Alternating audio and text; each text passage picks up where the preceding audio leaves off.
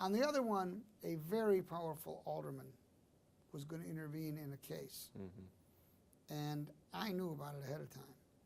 And I went to see the mayor because I wanted to tell him out there it was Tom Keene. Tom Keene was going to lean on me. And I went to see the mayor and I said, Mr. Mayor, look, he's doing this for a friend, lives down the street. It happens to be a personality in town, media personality in town, who is a friend of Tom's, and they want to stop something which is absolutely valid. And I want to let you know that it's absolutely valid, and I have no interest in doing anything but passing it. And the mayor appreciated my coming in. I explained the case to him. He said, sounds absolutely valid to me, but I put him on notice. Yeah, it was no surprises. And I never felt I had to do that, but Tom Keene, in those days, Tom Keene leaning on you was not something that I was going to relish. Right. So did you ever, well, so how did it play out with Tom Keene? Never heard from him. Ah, never heard from him. Interesting. How often did aldermen take an interest in these cases? Or Frequently. Frequently, or ward committeemen? Both, frequently. And we, you know, the alderman often would come in and testify. And when the alderman came in to testify, you give that credence because they know their community. But, you know, you didn't always go along with them. Right. And I had a couple of, my good friend to this day, Bernie Stone, still, and this is now 25 years ago, he still remembers that there was a group home in the ward that he opposed and that we granted, and he just couldn't get over the fact that we granted it, and it was for a Jewish agency. And he said, you know, Jack took the Jews over the aldermen, because I'm Jewish. It was the furthest thing from my mind. It was the right thing to do. But then I had an incident with, out on the south side, a alderman, there was a case out there, it was, I forget what it was. It was some kind of social service use, which we granted. And I ran into the alderman, and he said, boy, is Tommy Hines mad at you. I said, Tommy Hines is mad at me? He says, you granted such and such. I said, yeah. I said, why is Tommy? He said, well, you know, we were opposed to that. I said, you didn't come and appear? No neighbor came to appear? Am I supposed to know somehow that, you know, the community's against this?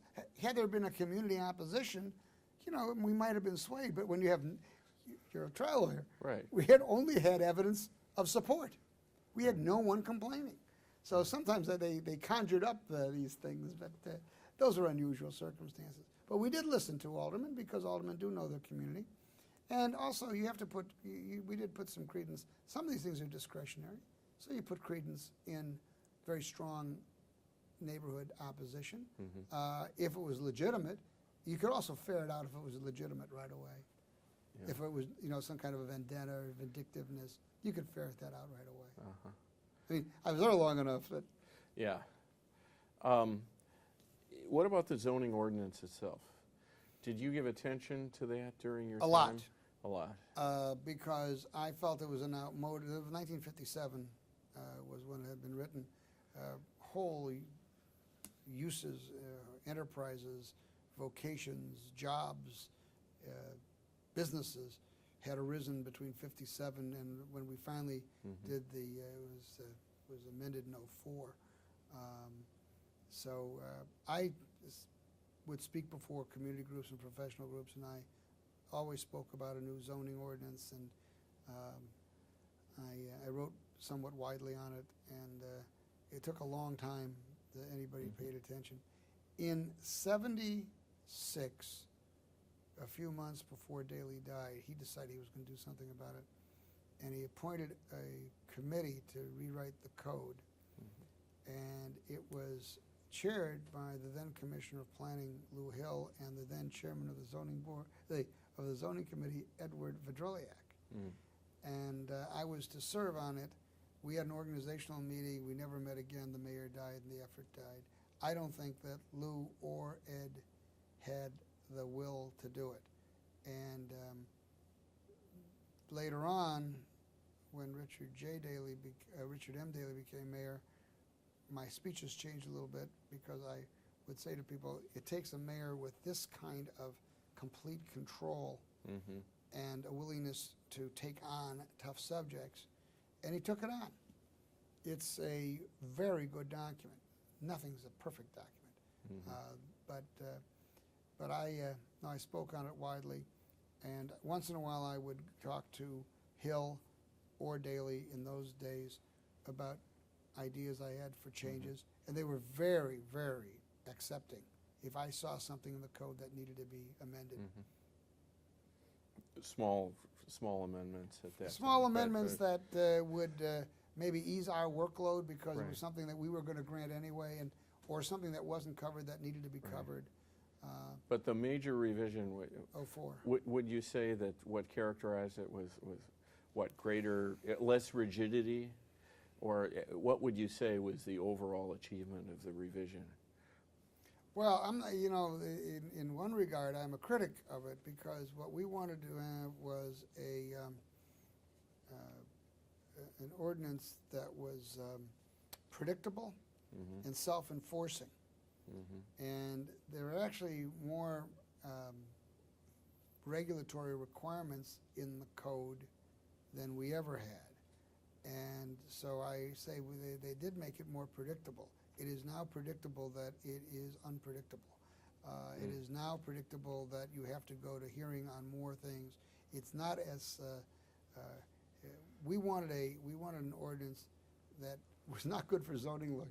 It was one that would people could read the code, meet the criteria, and build the building. Instead, they've made it, particularly in the downtown area, they have increased the requirements in terms of when you have to go to government process for buildings of even more modest size than they used to. Right. There was a control issue that was being pushed upon that. It happened to the woman who was then the commissioner of planning wanted to gather more buildings under the umbrella of the Department of Planning. I have to be careful. She's become a client in her new life. But at the time, she thought it was important to gain more control over development. And our position is, and for the reasons, because the quality of the design wasn't good. And when the city has a handle on the process, they can do a lot about how a building looks. So she wanted more control over design, and so she caused the code to be revised in such a way that more things have to go through government process than used to. That is not what we thought about as predictable. Yeah. Why don't we talk a little bit about your service in that position under the mayors who followed Mayor Daley? First, beginning with Bolandic. Well, I had the most remarkable conversation or non-conversation with Mike. I went in to see him after the mayor died and he had assumed office. I'd known Mike Bolandic well for years, and the idea was, of course, to tell him if he wanted my resignation, that's the right thing to do. Right. He stopped me at about fourth word and said, "Look, I know what you do down there. I know, all about the way you've conducted it. Just keep going. I don't want your resignation. Just keep going." Right. Couldn't have been nicer. In the Jane case, I must admit to you it was a little bit different. Tom Keene's son served with me. He was a member. He was also a Thomas Keene, right? Yeah. Right. He was a member. Right. And when Jane became mayor, she made up with all the guys that she had been at war with, if you recall. Right. And I got wind of the fact that Tom had gone to her to replace me as chairman with his son. And I let that be known in the business community because that was a non-starter for the business community. Right. And she reappointed me. I admit that I understood the game and I played it. All right. Because had she wanted to replace me, but I thought it was a really bad idea for zoning in Chicago, Right. because it would have really made Tom the czar of zoning, and I didn't think that was a good idea. I think what's implicit there is something I remember from my own memory, which was during the years when you were the chair of the Zoning Board of Appeals, your name was virtually synonymous with the Zoning Board of Appeals. I mean, you weren't an anonymous functionary who served that post. It was every newspaper report, when you saw the name of the board, you saw your name, and there was a quote. And so, am I right in saying that? Well, I was the chairman, You were so the chair. I Right. was the chairman, and I had a board that was very, very thoughtful and very, I did the work. I mean, not all the members worked as hard as the chairman does. My job was to know everything about every case, Right. and that's how I approached it. And so I had Mary Lou Headland, who after she was an alderman, was a member of my board. Cecil Partee was a member of my board. Mike Howlett was a member of my board. Oh my goodness.